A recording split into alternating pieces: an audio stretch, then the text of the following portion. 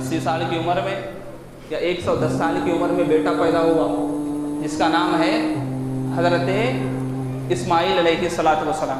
ये एक इम्तिहान हुआ ना, बहुत बड़ा सख्त इम्तिहान है। 50 साल तक नहीं सुना, 50 साल के बाद सुना, उसके बाद बेटा पैदा हुआ, बहुत बड़ा इम्तिहान है। अब इसके बाद आइए और एक इम्तिहान की तरफ। हज़रत इब्राहीम अलैहिस्सलातु वस्सलाम को बेटा पैदा हुआ ना, अल्लाह ताला कह रहे हैं फ़िलिस्तीन से बेटे को भी उठाओ और अपनी अहलिया मोहतरमा हज़रत हाजरा को भी उठाओ और मक्के में छोड़ कर आओ। कई मील का फासला है, फ़िलिस्तीन किधर, मक्कतुल मुकर्रमा किधर। कुरान ऐलान करता है रब्बना इन्नी अस्कनतु मिन ज़ुर्रिय्यति बिवादिन गैर ज़ी ज़रअन इंद बैतिकल मुहर्रम। अल्लाह तबारक व तआला ऐलान करता है ऐ इब्राहीम मेरी मोहब्बत में बेटे को उठाओ, मेरी मोहब्बत में बीवी को उठाओ और वादी गैर ज़ी ज़रा में छोड़ कर आओ। लेकिन ये यानी अल्लाह ताला बताना ये चाहता है ऐसे मकाम पर छोड़ कर आओ जहाँ जानवर भी ना हो, ऐसे मकाम पर छोड़ कर आओ जहां पानी भी नहीं मिलता हो, ऐसे मकाम पर छोड़कर आओ जहां खाने की कोई चीज भी ना हो, ऐसे मकाम पर छोड़कर आओ जहां घास भी नहीं उगती हो, जहां घास भी नहीं उगती हो। तो ये भी एक इम्तिहान था ना। बूढ़ा बाप है, अपने बेटे को उठाया और अपनी अहलिया मोहतरमा को उठाया, थोड़ा सा सामान पैक किया और अपनी बीवी से कहने लगे चलिए सफ़र पर जाना है, अरे बेटे को तैयार कर दो। तो अहलिया मोहतरमा ने भी शौहर की इत्तिबा में तैयार हो गई और बेटे को भी तैयार किया और पहुँच रहे हैं वादी गैर ज़ी ज़रा। पूरा रेगिस्तान, पूरा रेगिस्तान, जहां देखो रेती ही रेती, जहां देखो रेत ही रेत, जहां देखो रेत ही रेत। अगर हम किसी ऐसे मकाम पर पहुंच जाएं तो कितना परेशान हो जाएंगे, ऐसे मकाम पर पहुंच जाएं तो कितना परेशान हो जाएंगे। ये मैं आपको ये इसलिए कहना चाहता हूं, अगर अल्लाह तबारक व तआला की फरमा बरदारी अगर बंदा करने पर आ जाए तो ज़मीन को नहीं देखता। अगर अल्लाह तबारक व तआला की फरमा बरदारी बंदा करने पर आ जाए, बीवी को नहीं देखता, बच्चे को नहीं देखता, दुनिया को नहीं देखता। बंदा ये चाहता है कि मेरा रब मुझसे खुश हो जाए। हज़रत इब्राहीम अलैहिस्सलातु वस्सलाम ने अहलिया मोहतरमा को भी उठाया और अपने बेटे को भी उठाया, अपने बेटे को उठाकर वादी गैर ज़ी ज़रा के पास पहुंच गए, जहां आज मक्कतुल मुकर्रमा है, जहां कुछ नहीं था, रेत ही रेत। वहां पहुंच गए, सवारी की लगाम पकड़ी और जाने लगे। आखिरी बात, सवारी की लगाम पकड़ी और जाने लगे। हज़रत हाजरा सलामुल्लाहि अलैहा कहने लगी ऐ सरताज कहाँ छोड़कर जा रहे हो, इतने सुनसान मकाम पर कहाँ छोड़कर जा रहे हो।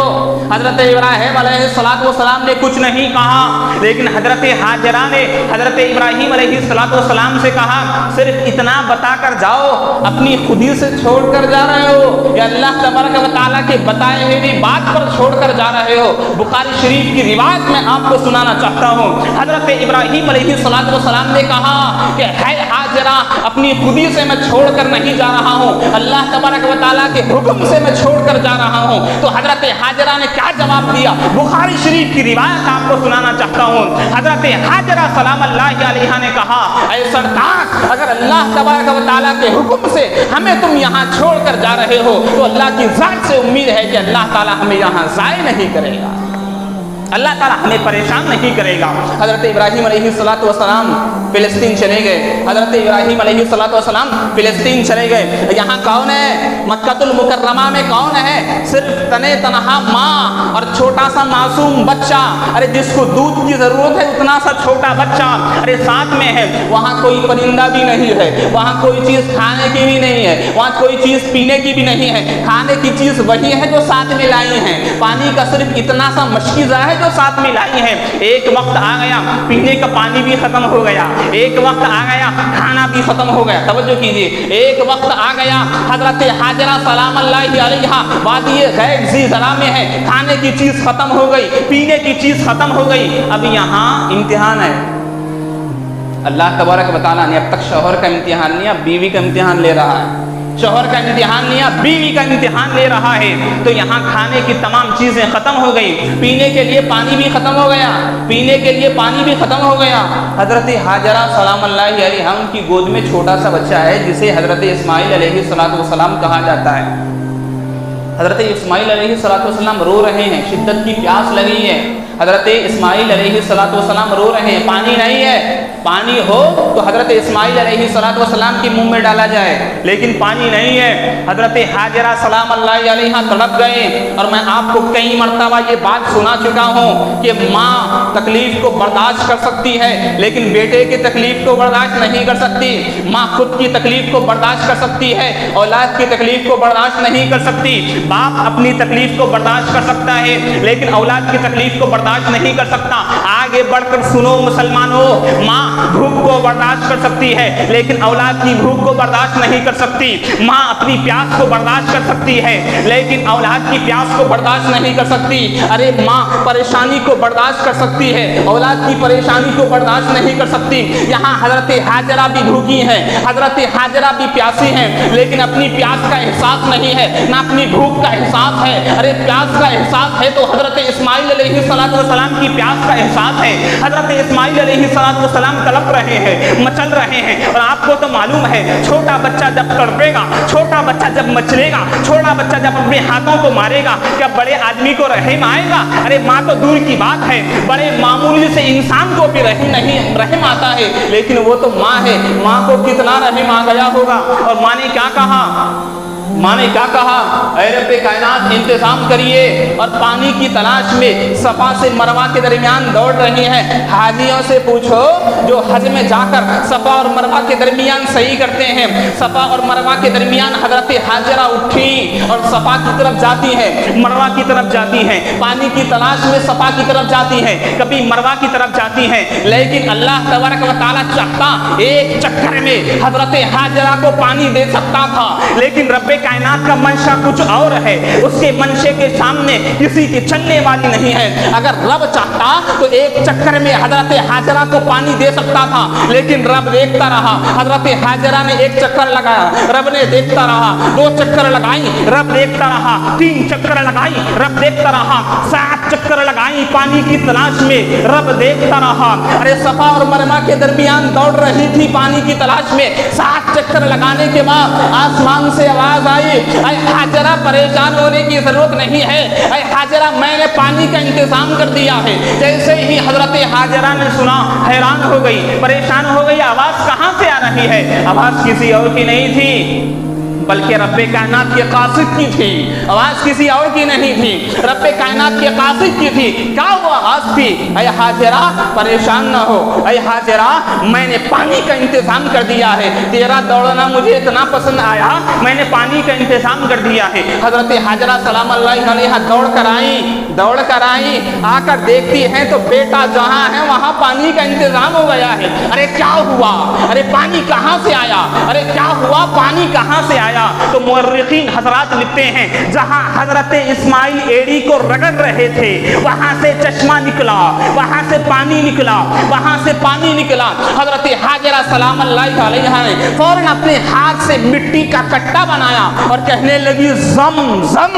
یہ عربی لفظ نہیں ہے، یہ عبرانی زبان کا لفظ ہے، یہ عبرانی زبان کا لفظ ہے۔ کہاں زم زم؟ انہیں تو عربی نہیں آتی تھی، حضرت حاجرہ تھی فلسطین کی، انہیں عربی نہیں آتی تھی، عبرانی زبان میں کیا کہا؟ زم زم زم زم۔